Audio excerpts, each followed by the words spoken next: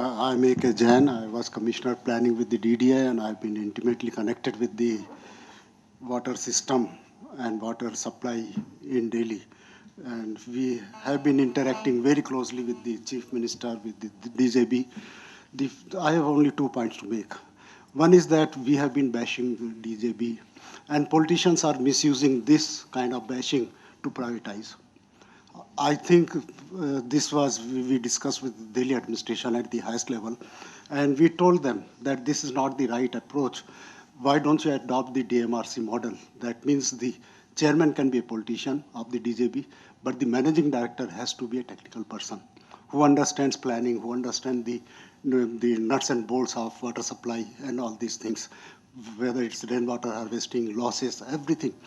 He has to understand. It cannot be done by an administrator. This is what I suggest to the Chief Minister. The second thing I think is very important, which Delhi has faltered very badly because of this, is that we have been always thinking in isolation about within the confines of Delhi border, which is 1483 square kilometers. Present population is 1.67 crores. It's projected to be roughly 220, 230 crores by 2031, not 2021. But there is a concept of NCR, and NCR gives a concept of central NCR. Central NCR combines all these areas which are Gurgaon, Kundali, or Noida, Greater Noida, Bahadurgarh. And this population, according to NCR plan for 2021, should have been 96 lakhs, apart from Delhi population. And it covers about 2,300 square kilometers, apart from 1,483 square kilometers of Delhi. So we have 3,700 square kilometers of the area, and the NCR Act empowers Delhi government to prepare a comprehensive sub-regional plan, which they have never taken up. So when we are talking about water supply, it is linked, very intimately connected with the pollution of River Yamuna, very intimately connected with the sewerage system, with the landscape, environmental upgradation, or even the solid waste management, everything. It cannot be seen in isolation, water supply. So what the NCR Planning Board gives the powers to the Delhi government, of course in conjunction with the surrounding states, surrounding cities, to prepare functional plans for water supply, for maybe power, for drainage, etc., which they deliberately or never took up. And this is something which is missing. The planning dimension is missing. When the space dimension is missing, we will be keeping crying about the losses, about the deficiency, about the pollution of River Yamuna. Nothing is going to happen. So these are the 2 points which I think are important. Thank you. Good evening. I am Engineer Sharad Gupta. I am associated with United Nations Project Millennium Development Goal as a freelancer. My question is about Hindustan Times report last month, which said that 500 kilometers of Yamuna was dirty in the year 2010. Now thousands of crore have been put in that, and in 2012 the report says 600 kilometers of Yamuna is dirty. So this is what is happening. That is my first question. And second is not a question, it is about Vasant Kunj and Vasant Vihar area, which you mentioned, that I am also associated with Kusumpur Pahadi and Vasant Kunj slum areas. The water situation is really pretty bad.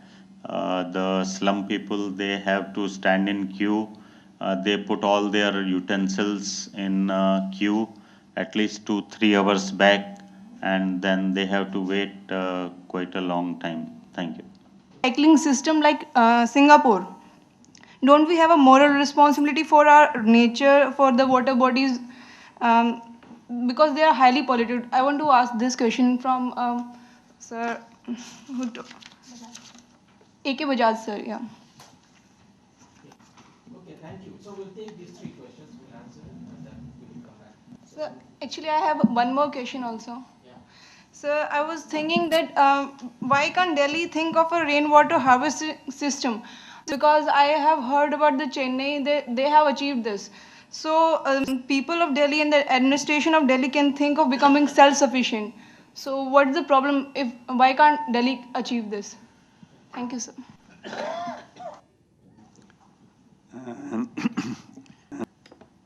These two questions, the gentleman and the lady here, they are, I think, related. Both of them are relating to the river is not clean, and why is Delhi dumping all this sewage back into the river? So this problem, as I mentioned to you, it's a Delhi Jal Board is a government department. It takes time to act and react, and then more time to actually time projects. They have, and during the last 5-6 years, they've been on the job. They are building this sewage plants, and it's a major project which they are doing. Engineers India Limited is the organization which is implementing it on the ground. They are spending close to 1,700 crores. That was the estimated cost some 2 years back. So of the about 32 drains which we see all over the place going, we see the river and dumping straight away. That sewage part of that is going to be intercepted before the water falls back into the drain. And once these 17 or 18 sewage interceptor plants are put in place, the quality of the water in the system as it passes, from inside Delhi, it is definitely going to improve. That position is there, and they already have, as I mentioned, 400 MDD treatment capacity, which they are trying to enhance. They are planning to go to 512 in the next 2 years, or the projects which are already under implementation. But as Mr. Himanshu mentioned, how much of it is being actually utilized and working, that is a moot question. Regarding the rainwater harvesting, it's not a panacea to every problem. NI has implemented, it is just a partial solution. It is, of course, part of the solution, overall part of the water management, that rainwater harvesting should be done. There is a compulsory notification that all plots more than 100 square yards, they have to compulsorily build this water harvesting system. And the municipal corporation does not approve the plans nowadays for building a new house unless you knew this. And it is more a thing that awareness should be amongst the people, that whoever they are building new building, so many people are converting their old houses into 4 flats and in flats. So they should, as a matter of their civic liability, they should put in this water harvesting system. So the law is already there that all plots more than 100 square yards and all commercial buildings which come up now, even earlier ones which are already existing, they should be retrofitted with this rainwater harvesting system. But how much improvement it will bring about, that is a little bit difficult. Of course, it will definitely improve the situation a little.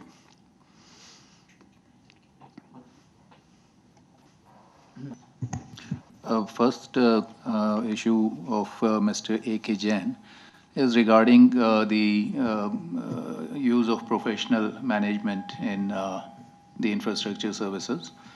It's quite true that we are saddled with generalist administrators in many specialist areas. The area of water management is a very complex one, and every 3 years the person in charge gets transferred, or maybe even earlier. So by the time they get a hang of the complexity of the water sector, they are on their way out. In other countries, they have a dedicated cadre of professional managers who spend their entire life in the same sector and are very comfortable with all the complexities of the sector. So I do think we need maybe a politician as a chairman, maybe there, maybe not there, but certainly the executive body should be made up of dedicated professionals. So that is a point well taken, and I think the Delhi government should consider having a dedicated water cadre. I'm not so sure about the other part because regarding the spatial dimension of the NCR, because so far the NCR planning board has proved to be a body without teeth, and has not been really able to coordinate the development of the various regional components of the NCR. The various states and Delhi have still not been able to run a three-legged race. They are still running their own races.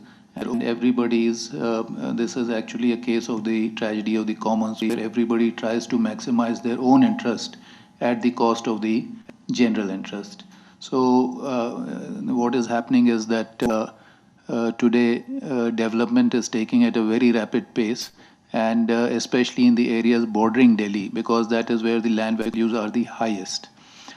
We have things like DMIC, Delhi Mumbai Industrial Corridor, also taking place, and these are running through some very arid regions of the National Capital Region, and here we are going to have huge townships. Now, where is the NCR Planning Board in all this? So I think unless the NCR Planning Board acts in a much stronger manner and coordinates the whole region on all facets, including water, we are not likely to see a regional approach to hydrological planning. Now, coming to the issue of rainwater harvesting, we find that different arms of the government are acting not in concert but going their own ways. The Delhi Development Authority has in the new master plan raised the FAR, and what is happening is that even plots of less than 100 square yards are going to have 4 or 5 dwelling units. Now, there's almost no setback left, as was the case earlier. There's no place for water harvesting. Where do you find the place to let water access the aquifer? So you find that more or less every space is getting paved, and there's very little scope for groundwater recharge. Now, there's a National Sustainable Habitats Mission which had been working upon some of these aspects, and one of the criteria they wanted to bring into sustainable cities approach was how much of soft space you have in the whole city. So there needs to be some sort of index to that. How much of wet area or blue area you have. We all talk about we must have so much of green area or open area. But what about the amount of blue area, amount of capita? There should be some kind of norm to that. Maybe for different that this could be different, but it needs to be there because these blue areas are the gateways to the aquifers. In my view, we need to have rainwater harvesting at the colony level, at the community level, at the campus level. Individuals who are enthusiastic should certainly go ahead, and that may be truer for larger size plots. We do have the bylaw that any new construction or any new old construction which is being altered is to have a rainwater harvesting system. But with all due regards, I think at the individual level, these have not proved very effective. I think at the colony, and campus level, these approaches would be far more effective, harvesting much larger volumes of water. Lake, for instance, would do wonders for the area. We have got still some 600 or 700 ponds. So I think we need to nurse them properly so that our aquifer, which I pointed out, is the buffer for Delhi. It is the race in a crisis situation that can be nurtured. So I think we need to have a larger approach at larger spatial units level to really have rainwater harvesting. And as regards the recycling, I pointed out that the first approach of the establishment in a water crisis can be increase the supply. So we look towards more dams and more basins outside of Delhi. In the case of Renuka Dam alone, let's I wanted to make a point on that. 100,000 trees are supposed to wander. Himanshu is correcting me that the corrector may be much higher. So are we really having the right benefit cost ratio? Until we just try to show that yes, the benefit will be exceeding the cost, and therefore the project should go on. But have we really factored the environmental cost? What about the ecosystem services which are being provided? If these are factored in monetary terms, I think the cost will greatly exceed the benefits. So, we have to correct our approach, and from the supply side, we have to shift to the demand side management. Now, we have internal resources, and whatever fresh water we are using, of which, as Mr. Bajaj pointed out, 80 to 85% is return water, a lot of it can get recycled.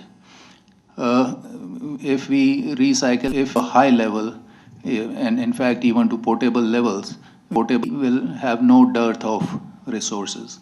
In fact, then extract lesser volumes of water from the river and really let the environmental flow of the river actually take place.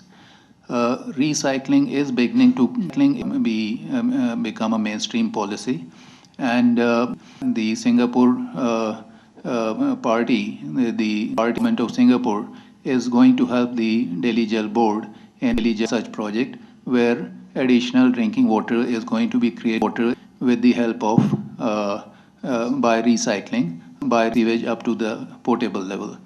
There are also taking place, and we are certainly trying to advise the Jal Board that we need to have decentralized approach to recycling, so that you can treat and recycle and your wastewater and sewage at say the campus level or the co-op housing level, because it's almost senseless to send sewage a long distance away, almost up to the sewage treatment plant which is based near the river, and then treat it and then pump it all the way back.